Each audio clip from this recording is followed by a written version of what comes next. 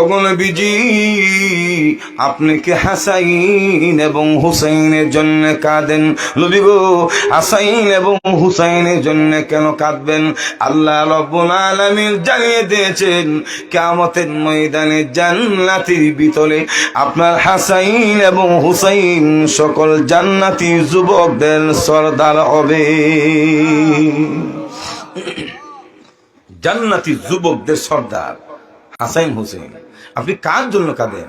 ওগো নবীজি, আপনি কি ফাতেমার জন্য কাঁদেন?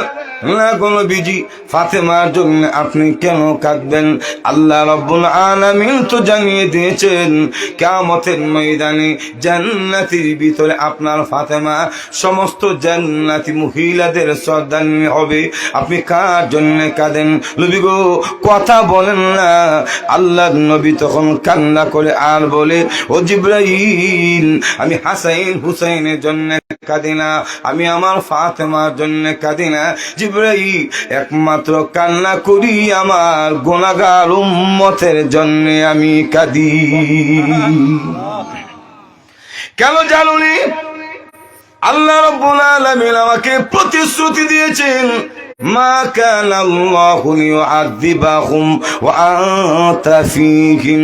নবী গো, এই পৃথিবীতে আপনি যতদিন থাকবেন, আপনার সম্মান এবং মর্যাদার কারণে গজব দিয়ে আপনার উম্মতকে আমি ধ্বংস করব না। জিবরাইল, আমি যদি পৃথিবী থেকে চলে যাই, আমার গুনাহগার উম্মতের কি অবস্থা হবে? সুবহানাল্লাহ। এখন রসুল যতদিন পৃথিবীতে থাকবে, আল্লাহ নবীর সম্মানের কারণে গজব দিবে না। তো আমি যদি চলে যাই, তখন আল্লাহ নবীর কান্না দেখে, উম্মতের প্রতি দরদ ভালোবাসা দেখে আল্লাহ জানিয়ে দিলেন, জিবরাইল, আমার রসুলকে জানিয়ে দাও, আমার রসুল পৃথিবী থেকে চলে আসার পরে আনা কাফিলুম মিনহুম, কিয়ামত পর্যন্ত আমার নবীন উম্মতের নিরাপত্তা দেওয়ার জন্য আমি আল্লাহ নিজে জিম্মাদার হয়ে গেলাম। রসুল তখন আজরাইলকে বলে, ওই আসল কথা যে জান কবজ করো। তখন আজরাইল যখন রসুলের বুকে হাত রাখলেন, আল্লাহর রসুল বলল, ও আজরাইল, হাত রাখছো? আমার তো মনে হয় উহুদ পাহাড়টা ভেঙ্গে আমার বুকের উপরে ছেড়ে দিয়েছ। চিন্তা করেন, রসুলের যদি এই অবস্থা হয়, আমরা কি অবস্থা হইব? ইমান আমার ঠিক আছে তো? একটু জোরে এখন না? তাহলে চলে আসুন, এই মৃত্যুর যন্ত্রণা, কঠিন যন্ত্রণা, মরণের কষ্ট বলো কঠিন কষ্ট, ওই গাঁটি কঠিন এবং কষ্টের গাঁটি আমাদের সবাইকে অবশ্যই পানি দিতে হবে। আল্লাহ কারো কাছ থেকে জন্ম হন নাই, কাউকে জন্ম দেন নাই। জুড়ে হন ঠিক না? হযরত জাকারিয়া বলে, শুনো, আমার ডাল পাশে দাঁড়াইয়া শয়তান বলে, হ্যাঁ জাকারিয়া, পানি প্রয়োজন আছে কি? আমি বললাম পানি প্রয়োজন আছে। তাহলে বলো, ঈসা আলাইহিস সালাম আল্লাহর ছেলে, তবে তোমাকে পানি দেওয়া হবে। এমনি জাকারিয়া বলে, ও বন্ধুরা, আমি শয়তানের প্রস্তাবকে আমি প্রত্যাখ্যান করেছি। আমি বলছি না, এই কথা বলবো না, এই কথা বলবো না বলে ডান দিক থেকে মাথারা গোলায়া বাম দিকে নিলাম। বাম দিকে নেওয়ার পরে শয়তান আবার আমার সামনে হাজির হয়ে বলে, ও জাকারিয়া, পানি প্রয়োজন আছে কি? আমি বললাম আছে। তাহলে বলো, পানি যদি তুমি পান করতে চাও, তাহলে বলো, মরিয়ম আলাইহিস সালাম আল্লাহর স্ত্রী। এখন না, হযরত জাকারিয়া বলে, আমি বলেছি না, বলবো না, শয়তানের প্রস্তাব আমি প্রত্যাখ্যান করেছি।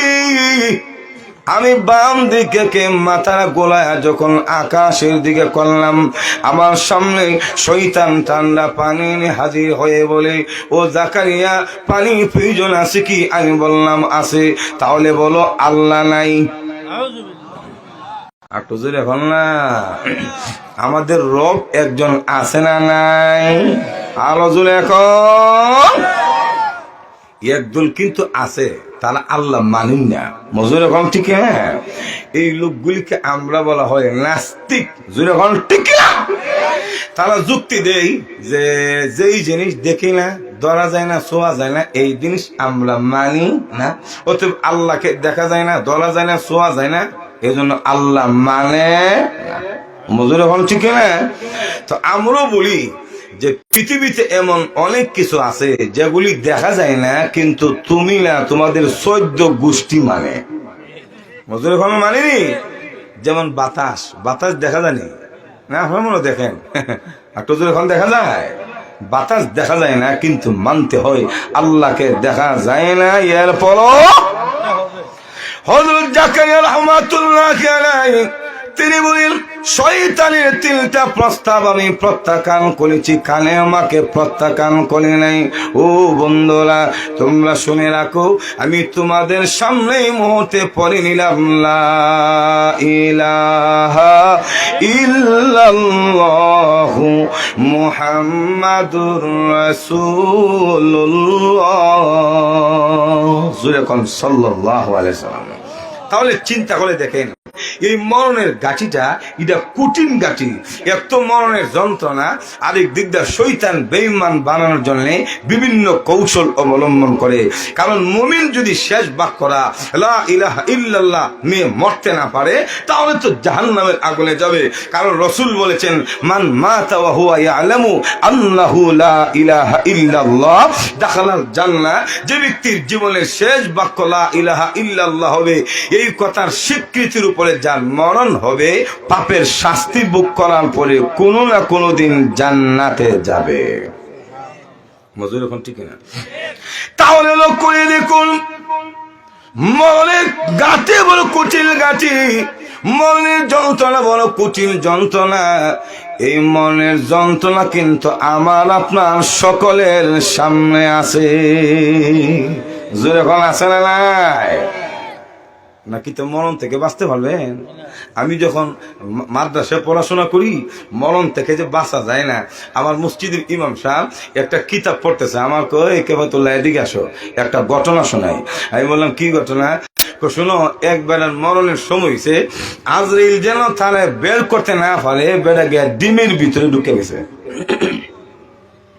এখন কিসের ভিতরে? ডিমের ভিতরে। তো আজরাইল গিয়া খুঁজতে খুঁজতে তারা ডিমের ভেতর থেকে বাইর করছে। তখন ওই আল্লাহ ওলি বলে, ও আজরাইল, যদি জানতাম তুমি ডিমের ভেতর থেকে আমাকে বের করে নিয়ে যাইবা, তাহলে আমি এই ডিমের কাঁচার মধ্যে 18টা ডিম আছে, 18টা ডিমের ভিতরে আল্লাহর জিকির আমি চালু করে দিতাম, যেন তুমি আমাকে না পাও। আজরাইল বলে 18টা না, 34টা ডিমের ভিতরে ঢুকলো। মরণের সময় হলে আমার হাত থেকে বাঁচা সম্ভব। মজুর এখন ঠিক না? তাহলে লোক করে দেখুন, এই মরণ প্রত্যেকটি মানুষের সামনে আছে। মরণ থেকে নিষ্কৃতির কোন সুযোগ নাই। মরণের কষ্ট থেকেও বাঁচার কোন উপায় নাই। এই কষ্ট, এটা মারাত্মক কষ্ট। আল্লাহ নবী, বিশ্ব নবী রাহমাতুল লিল আলামিন যখন পৃথিবী থেকে বিদায় হয়ে যাবে, রাসূলের মরণের দন্নতা শুনলে কিছুটা অনুভব হয়ে যাবে।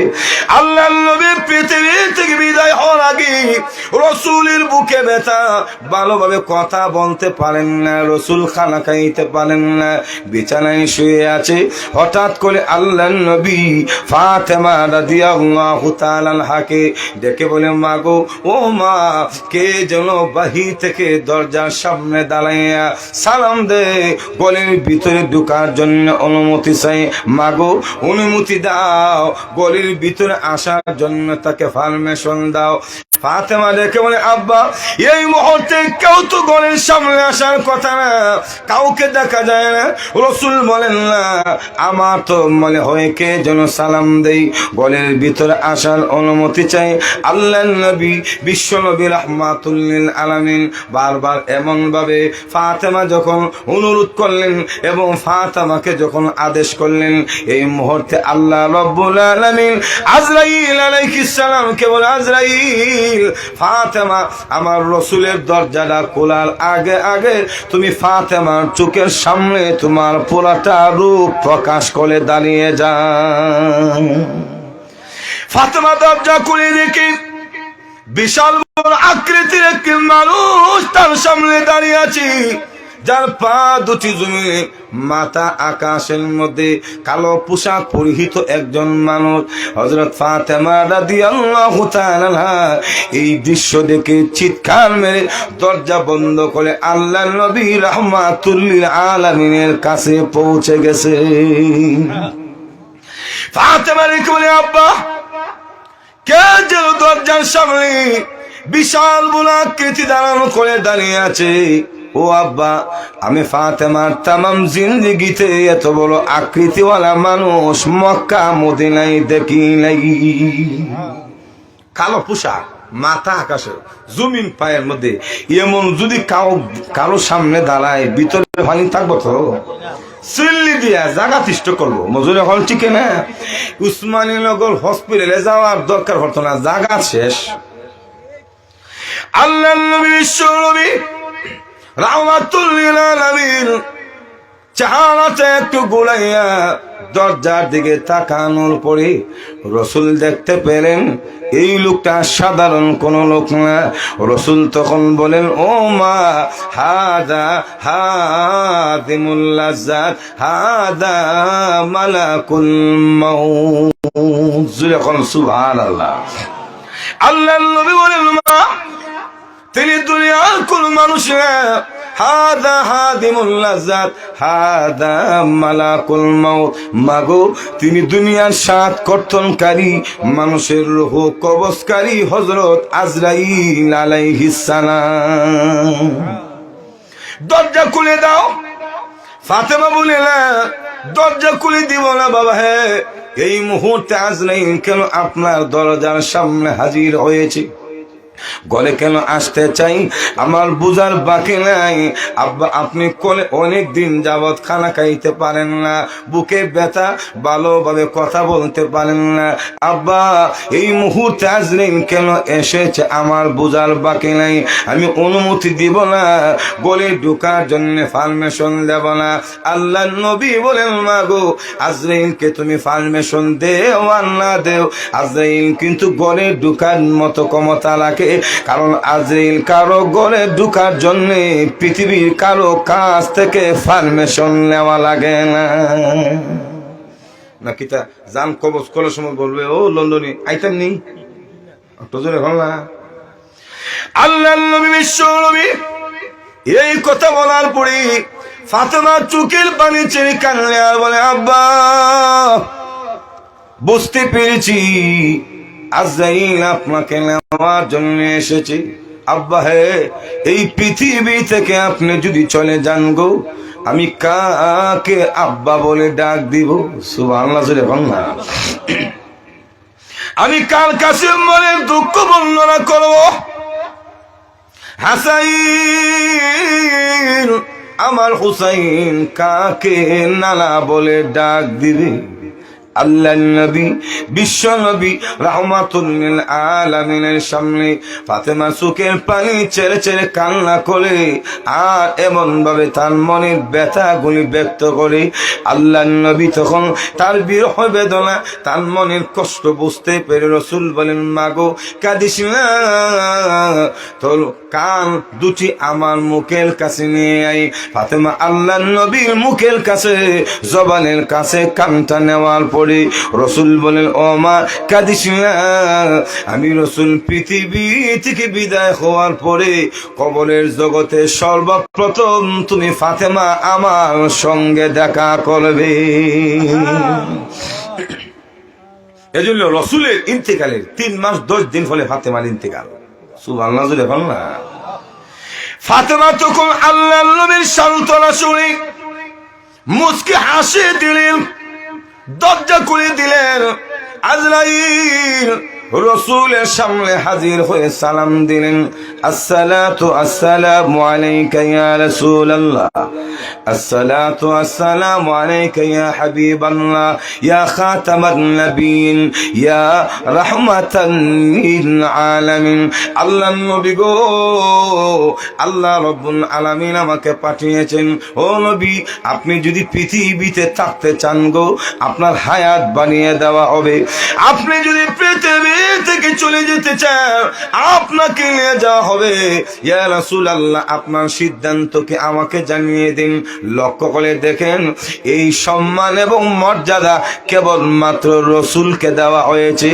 আল্লাহ নবী ছাড়া পৃথিবীর কারো সামনে এমন ভাবে আজরাইল রূহ কবজ করার জন্য পারমিশন চাই নাই, এবং জিন্দেগিতে কারো সামনে পারমিশন চাইবে না। চেয়ারম্যান বলেন, এমপি মন্ত্রী বলেন, গে কইতো না থাকবেন না যাবেন গা, মজুরি হন ঠিক না, সময় শেষ, থাপা দিয়া ধরে নিয়ে যাবো, জুড়ে হন ঠিক না।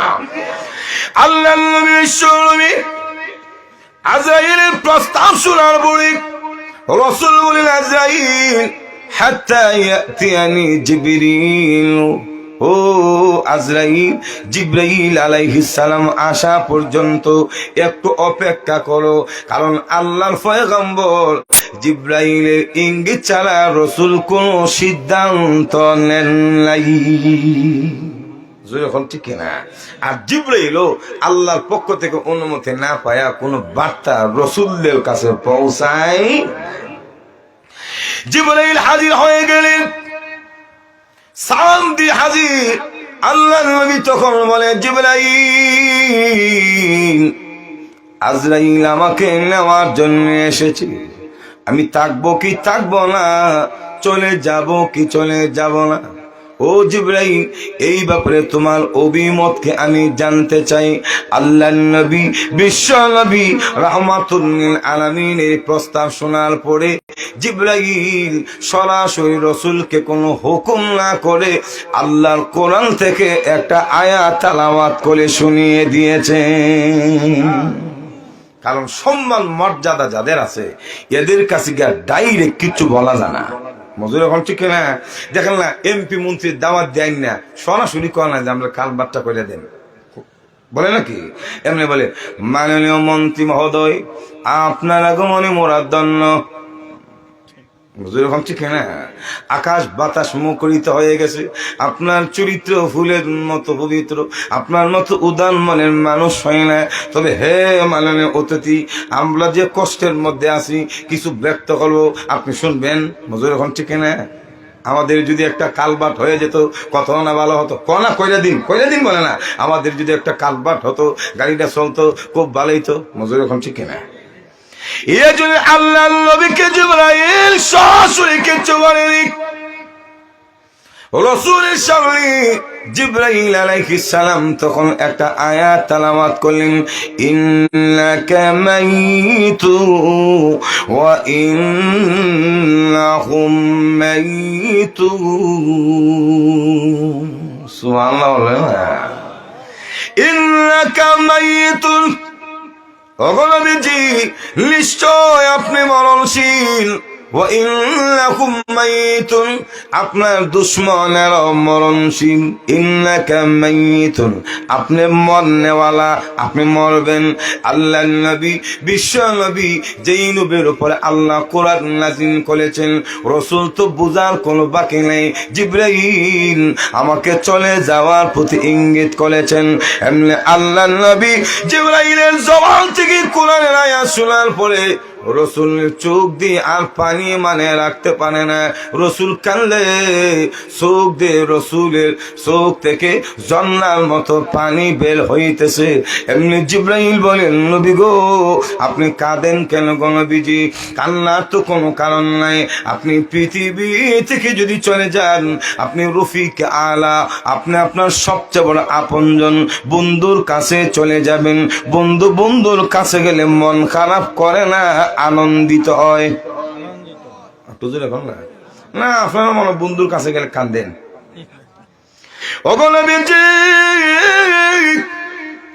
আপনি আপনার বন্ধুর কাছে যাবেন, আপনি কাঁদেন কেন? আপনি কার জন্য কাঁদেন? আল্লাহ নবী রাহমাতুল লিল আলামিন কোনো কথা বলে না। জিবরাইল বলেন, ওগো নবীজি আপনি কি হাসাইন এবং হুসাইনের জন্য কাঁদেন? নবী গো, হাসাইন এবং হুসাইনের জন্য কেন কাঁদবেন? আল্লাহ রাব্বুল আলামিন জানিয়ে দিয়েছেন কিয়ামতের ময়দানে জান্নাতের ভিতরে আপনার হাসাইন এবং হুসাইন সকল জান্নাতি যুবকদের সরদার হবে। জান্নাতি যুবকদের সর্দার হাসাইন হুসেন। আপনি কার জন্য কাঁদেন? ওগো নবীজি, আপনি কি ফাতেমার জন্য কাঁদেন? না গো নবীজি, ফাতেমার জন্য আপনি কেন কাঁদবেন? আল্লাহ রাব্বুল আলামিন তো জানিয়ে দিয়েছেন কিয়ামতের ময়দানে জান্নাতের ভিতরে আপনার ফাতেমা সমস্ত জান্নাতি মহিলাদের সর্দারনী হবে। আপনি কার জন্য কাঁদেন? নবী গো, কথা বলেন না। আল্লাহর নবী তখন কান্না করে আর বলে, ও জিবরাইল, আমি হাসাইন হুসাইনের জন্য কাঁদি না, আমি আমার ফাতেমার জন্য কাঁদি না। জিবরাইল, একমাত্র কান্না করি আমার গুনাহগার উম্মতের জন্য আমি কাঁদি। কেন জানুনি? আল্লাহ রাব্বুল আলামিন আমাকে প্রতিশ্রুতি দিয়েছেন, মা কানা আল্লাহু লিউআযিবাহুম ওয়া আনতা ফীহিম। নবী গো, এই পৃথিবীতে আপনি যতদিন থাকবেন আপনার সম্মান এবং মর্যাদার কারণে গজব দিয়ে আপনার উম্মতকে আমি ধ্বংস করব না। জিবরাইল, আমি যদি পৃথিবী থেকে চলে যাই আমার গুনাহগার উম্মতের কি অবস্থা হবে?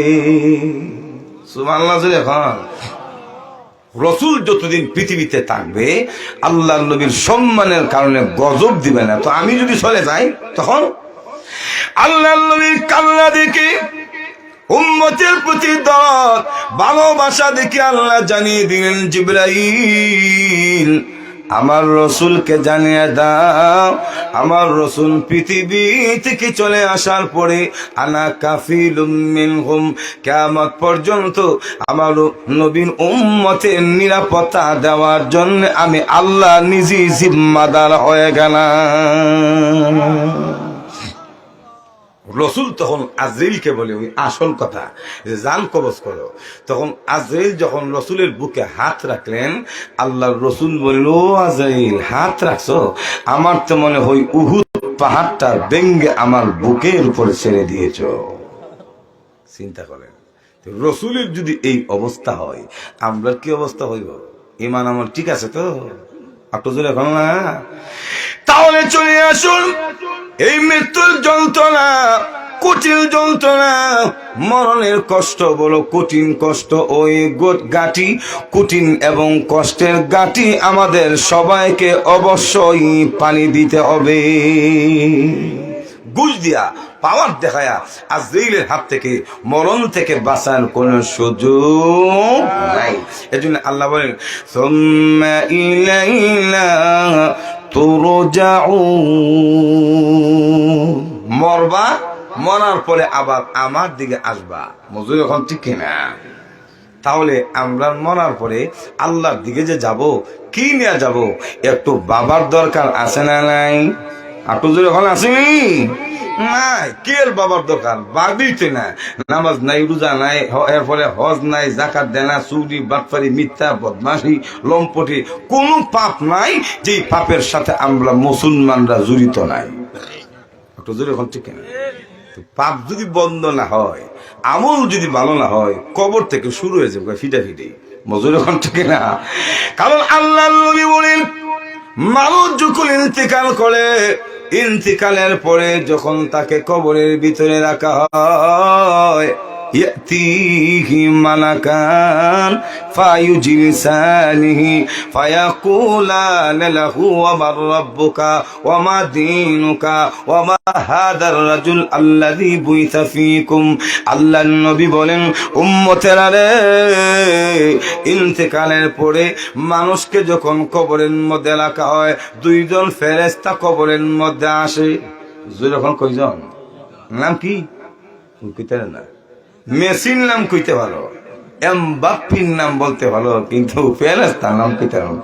আরে কপাল পোড়া জাতি, ঠিক কিনা? নবীজি বলেন, দুইজন ফেরেশতা আসে, ইয়াতিহি মালাকান ফায়ুজিসানিহি, ফেরেশতা দুইজন এসে মৃত ব্যক্তিকে কবরের মধ্যে বসায়া দিবেন, উঠাবেন, বসাবে, বসায়া বলবেন মার রব্বুকা, তোমার রবকে, ওমা দীনুকা, তোমার দিন কি, ওমা হাদার রাজুল আল্লাযী বুইসা ফীকুম, তিনি কে গো যাকে তোমাদের মধ্যে প্রেরণ করা হয়েছিল। আল্লাহর নবী বলেন লোকটা যদি আল্লাহ হয়, দিল্লা হয়, খুদাবির হয়, যখন প্রশ্ন করবে মার রব্বুকা, তখন সে বলবে রব্বি আল্লাহ, আমার রব হলো আল্লাহ। ওমা দীনুকা, সে বলবে দীনিয়াল ইসলাম, আমার ধর্ম হলো ইসলাম ধর্ম। ওমা হাদার রাজুল আল্লাযী বুইসা ফীকুম, তিনি কে যাকে তোমাদের মধ্যে প্রেরণ করা হয়েছিল। তখন লোকটা বলবে হুয়া মুহাম্মাদুর রাসূলুল্লাহ, তিনি আল্লাহর পয়গম্বর। আল্লাহর নবী বলেন ফায়ুনাদি মুনাদিন মিনাস সামা আন সাদাকা আবদি ফাআফরিশুহু মিনাল জান্নাহ ওয়া আলবিসুহু মিনাল জান্নাহ ওয়াফতাহু লাহু বাবাম মিনাল জান্নাহ। আল্লাহর নবী বলেন একজন ঘোষক আকাশ থেকে ঘোষণা দিবে ফায়ুনাদি মুনাদিন মিনাস সামা আন সাদাকা আবদি, ও ফেরেশতারা আমার বান্দা সত্য বলেছে, আমার বান্দা সঠিক জবাব দিয়েছে।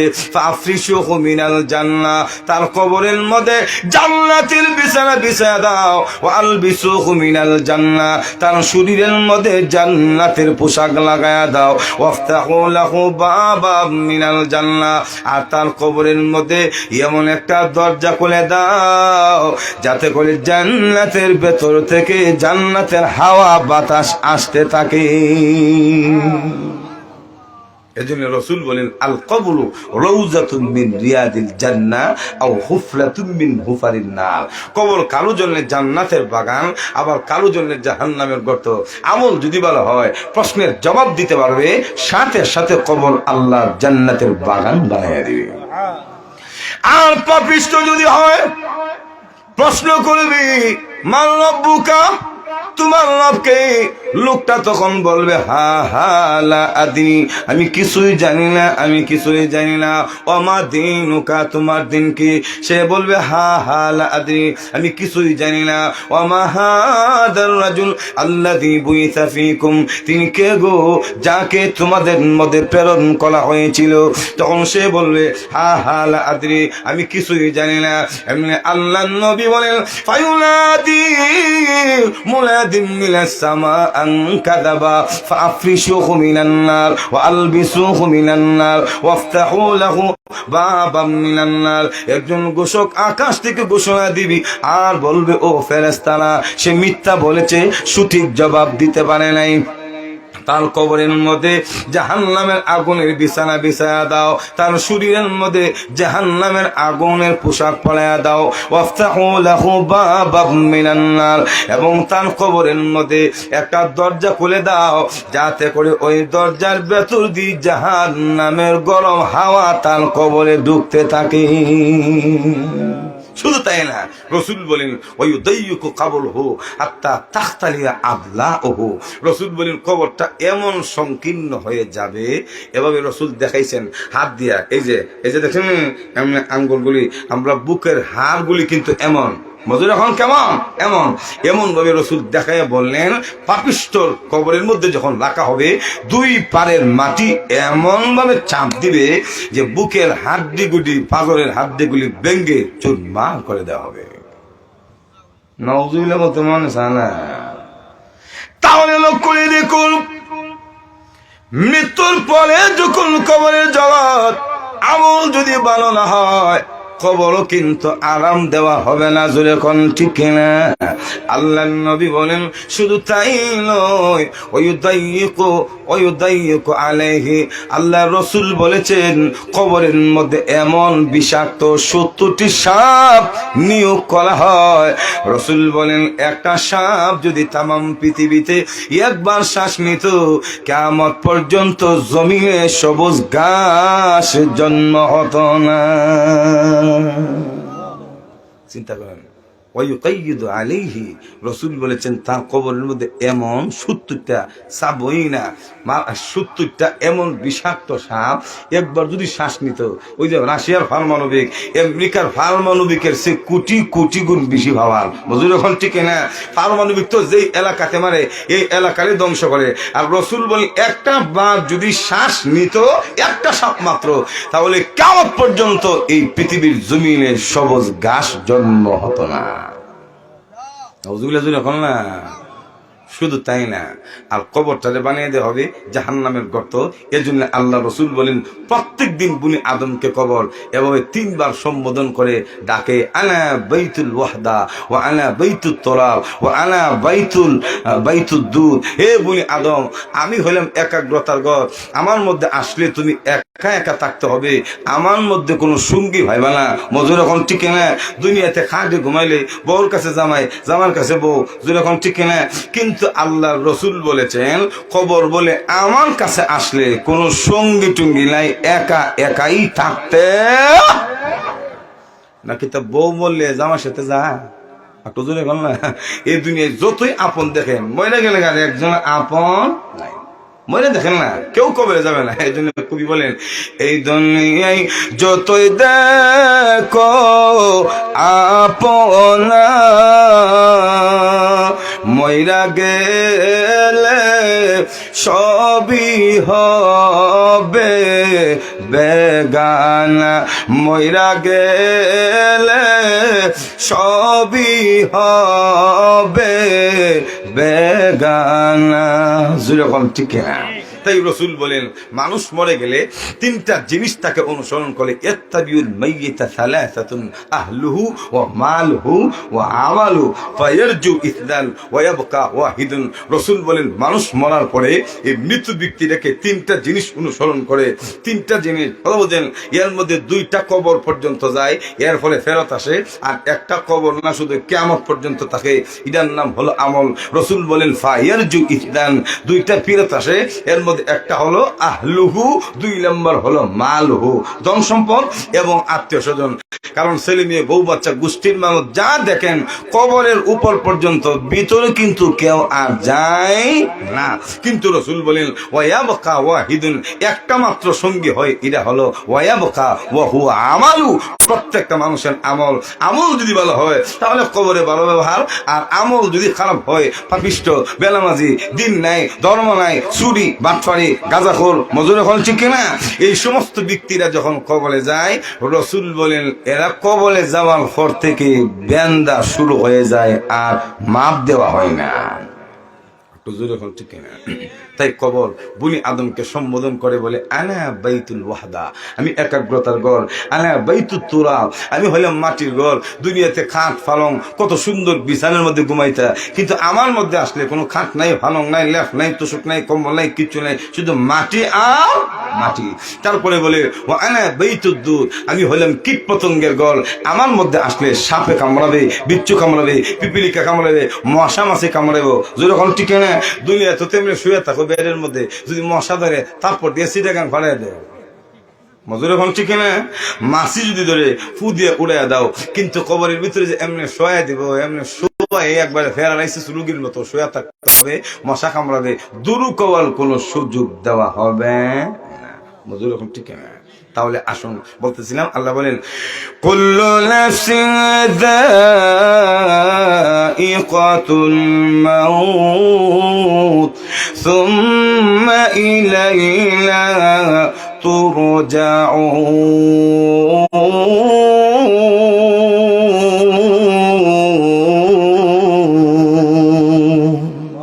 প্রত্যেকটা প্রাণ উষ্ঠাগত হবে, মরবে, মরার পরে রবের দিকে প্রত্যাবর্তন করতে হবে। সুতরাং আমরা সবাই মরণশীল, মরণ থেকে বাঁচতে পারবো না। এজন্য আমল শুধরাই নেই, আমল ভালো না হলে কবর থেকে ডান্ডা শুরু হবে, বাঁচা যাবে না। মজুর এখন ঠিক না। অনেকে মনে মনে হলো হুজুর কবরে দিলে না যাবো তো, না দিলে মজুর এখন ঠিক না। অনেকে বলে এরকম নাস্তিকরা, কবরে দিলে না যাবো তো। আর যে অনেকে যে রোড অ্যাক্সিডেন্ট করে হিসা জায়গা এরপর পানিতে বাসায় দে, নদীতে ফালাই দে, জঙ্গল এরার কি হবে? হ্যাঁ, এই প্রশ্নের জবাব হলো কবরের বেতনে দেখ আর না দেখ, মৃত্যুর পরে শাস্তিটা প্রয়োগ করা হয় রুহের মধ্যে, দেহের মধ্যে না। মজুর এখন ঠিক না। মানুষের মনে যদি অনেক সময় ব্যথা দেওয়া হয়, কষ্ট লাগে না? আর তো যখন লাগেনি। এর জন্য এটার উত্তর দিল, মানুষ দুনিয়ার শাস্তি প্রয়োগ করা হয় দেহের মধ্যে, আর পরকালের শাস্তি প্রয়োগ করা হয় মনের মধ্যে, রুহের মধ্যে। এজন্য যদি লাশ নদীতে ভাসাই দেন, জঙ্গল ফালাই দেন, কবলে দিচ্ছেন না, এর হলো শাস্তি থেকে বাঁচা যাবে না। তাই আসুন আমরা সকলেই নিজেদের আমল শুধরে নেই, মরণের কথা ইয়াদ করি, নিজেরা বেশি বেশি করে আমল করি। আল্লাহ রাব্বুল আলামিন যেন আমাদেরকে শহীদি মরণ দান করেন, ইমানের সাথে যেন মরণ দান করেন। আমরা সবাই আমল শুধরাই নেই।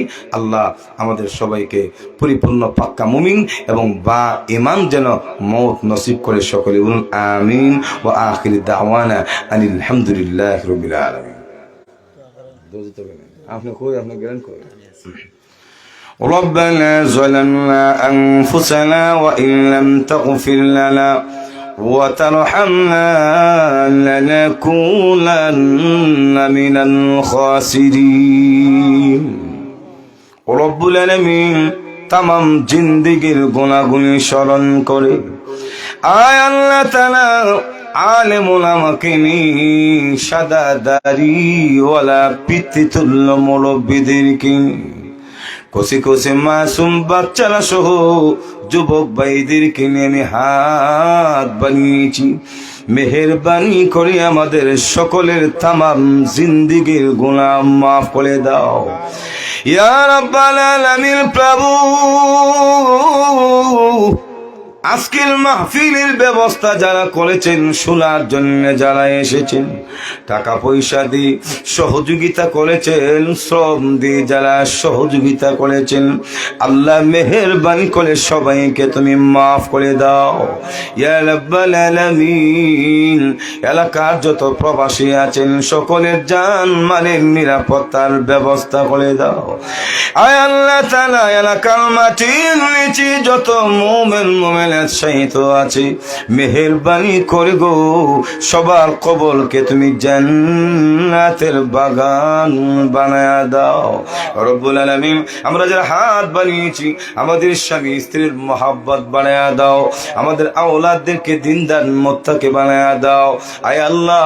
আমাদের ছেলে মেয়েদেরকে তোমার প্রিয় বান্দা বান্দি হিসেবে কবুল করে নাও আয় আল্লাহ তাআলা। অভাবীদের অভাব দূর করে দাও, ঋণীদের ঋণ পরিশোধ করার ব্যবস্থা করে দাও, যারা অসুস্থ আছেন সবাইকে তুমি সুস্থ বানায়া দাও ইয়া রাব্বাল আলামিন। আমাদের বাংলাদেশের সার্বভৌমত্বকে তুমি হেফাজত করো, এই মাটিকে তুমি ইসলামের জন্য কবুল করো আল্লাহ। এই দেশের মসজিদ মাদ্রাসা বিশেষ করে মাদারেসে কওমিয়া গুলিকে তুমি হেফাজত করো, উলামা তুলাবাদের মধ্যে মহব্বত আর ঐক্য দান করো। এ কাবার মালিক আল্লামা হাফিজ হুজুর শাইখুল হাদিস আল্লামা আজিজুল হক মুফতি ফজলুল হক আমিন রহমাতুল্লাহ আলাইহি, আল্লামা আহমদ শফি জুনায়েদ বাবনগরী আয় আল্লাহ, শাইখে নুরউদ্দিন গোহলপুরী, শাইখে বায়ামপুরী, শাইখে কুরিয়া আয় আল্লাহ তাআলা, সোনারগাঁয়ের শাইখে আব্দুর রহমান দিগলবাগে হুজুর সহ, আল্লামা জুবান আহমদ আনসারী সহ আমাদের যত আকাবিরকে আনিয়েছি সকলের দারাজাত বুলন্দ করে দাও ইয়া আল্লাহ রব্বুল আলামিন। তাদের রেখে যাওয়া আমানত গুলি, এই দেশের মাদারেসে কওমিয়া গুলিকে তুমি হেফাজত করো আল্লাহ। মজলুম আলেমে দিনদের মুক্তির ফয়সালা করে দাও ও প্রভু।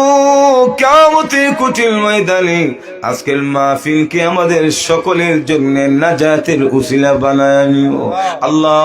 এখানে আমরা যারা হাত বানিয়েছি এমন ভাবে চলার তৌফিক দাও যেইভাবে চললে তুমি খুশি হবে, তোমার রাসূল খুশি হবে।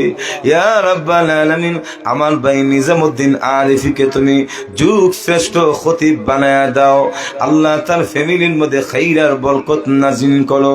আলেম ওলামাকে যারা মহব্বত করে ভালোবাসে আল্লাহ এই ভালোবাসার বদলা তোমার পক্ষ থেকে তুমি দিয়ে দাও। রব্বানা তাকাব্বাল মিন্না ইন্নাকা আনতাস সামিউল আলিম ওয়া তুব আলাইনা ইন্নাকা আনতাত তাওয়াবুর রহিম বিরহমাতিকা ইয়া আরহামার রাহিমিন।